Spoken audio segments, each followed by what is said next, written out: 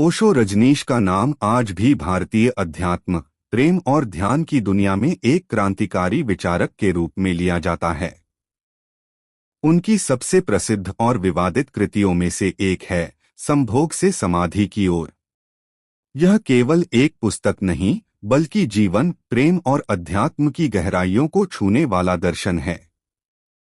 ओशो ने इस पुस्तक के माध्यम से मानव जीवन के सबसे गूढ़ और नाजुक विषय संभोग को एक आध्यात्मिक यात्रा के प्रारंभिक बिंदु के रूप में प्रस्तुत किया। एक, ओशो का दृष्टिकोण। ओशो का मानना था कि मनुष्य का जीवन केवल दमन या त्याग पर नहीं टिका हो सकता। उन्होंने कहा, संभोग जीवन की ऊर्जा का आरंभ है और समाधि उसी ऊर्जा का उत्कर्ष। मनुष्य के भीतर जो ऊर्जा संभोग के रूप में जन्म लेती है, वही यदि सचेत रूप से रूपांतरित हो जाए तो उसे ध्यान, प्रेम और अंतः समाधि तक पहुंचा सकती है। पारंपरिक धार्मिक विचारधाराओं ने सदियों तक काम या संभोग को पाप माना, उसे दबाया और छिपाया। ओशो ने इस दमन को मानव की सभी मानसिक बीमारियों की जड़ बताया। उनका कहना था कि जब हम अपनी प्राकृतिक ऊर्जा को नकारते हैं तो वह विकृत रूप में लौटती है। इसलिए आवश्यक है कि उसे समझा जाए, स्वीकारा जाए और रूपांतरित किया जाए।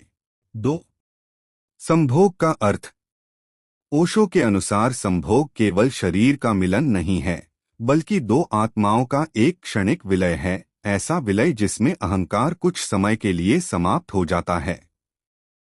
उस क्षण मनुष्य को एक झलक मिलती है अद्वैत की, जहां न पुरुष रहता है, न स्त्री, केवल अस्तित्व बचता है। ओशो कहते हैं, यही अनुभव समाधि की ओर पहला कदम है।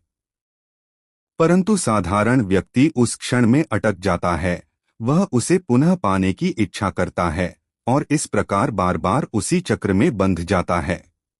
3. रूपांतरण का मार्ग। संभोग से समाधि की ओर में ओशो ने यह बताया कि यदि मनुष्य इस आनंद के अनुभव को केवल शरीर तक सीमित न रखे, बल्कि उसे जागरूकता के साथ देखे, तो वही ऊर्जा धीरे धीरे ऊपर उठने लगती है।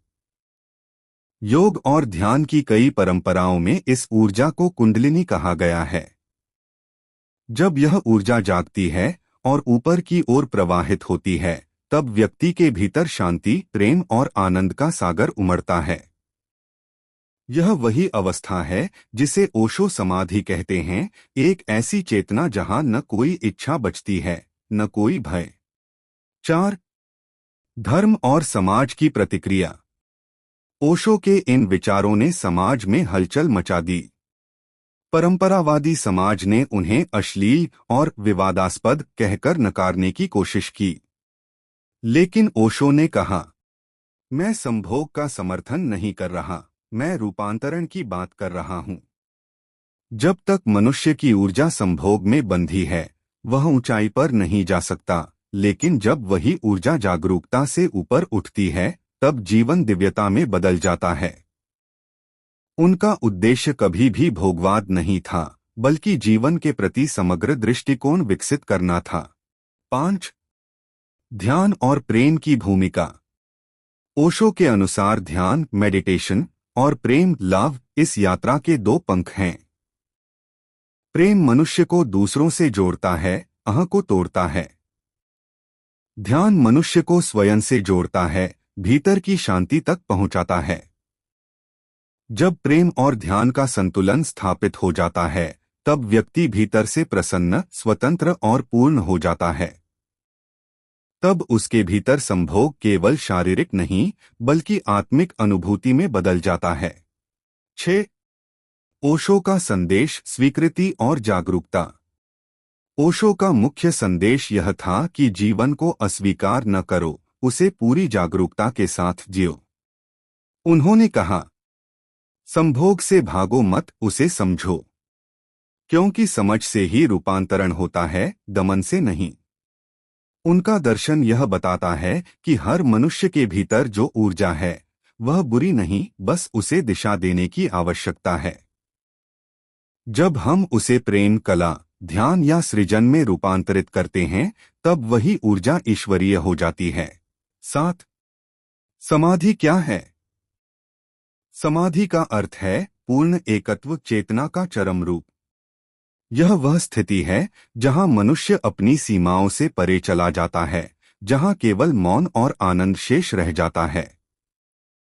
संभोग में जो आनंद क्षणिक होता है, समाधि में वही आनंद शाश्वत हो जाता है। ओशो के अनुसार संभोग आनंद की झलक देता है, समाधि उस आनंद का स्थायी रूप है। दोनों में विरोध नहीं, बल्कि क्रमिक संबंध है। जैसे बीज से वृक्ष बनता है, वैसे ही संभोग से समाधि की यात्रा होती है। 8 निष्कर्ष। संभोग से समाधि की ओर ओशो की एक ऐसी रचना है जिसने लोगों को सोचने पर मजबूर किया कि क्या वास्तव में जीवन के आनंद और आध्यात्मिकता में विरोध है, या वे एक ही यात्रा के दो पड़ाव हैं। ओशो का कहना है कि जीवन का प्रत्येक अनुभव, चाहे वह प्रेम हो, पीड़ा हो या संभोग, यदि जागरूकता से जिया जाए तो वह आत्मबोध का साधन बन सकता है। उनकी शिक्षाओं का सार यही है कि जीवन को स्वीकारो, उसे पूर्णता से जियो, और फिर देखो वही जीवन तुम्हें परम शांति तक पहुंचा देगा। इस प्रकार संभोग से समाधि की ओर केवल एक पुस्तक नहीं, बल्कि एक आध्यात्मिक यात्रा का नक्शा है, जो मनुष्य को शरीर से आत्मा तक और आत्मा से परमात्मा तक ले जाने का मार्ग दिखाती है।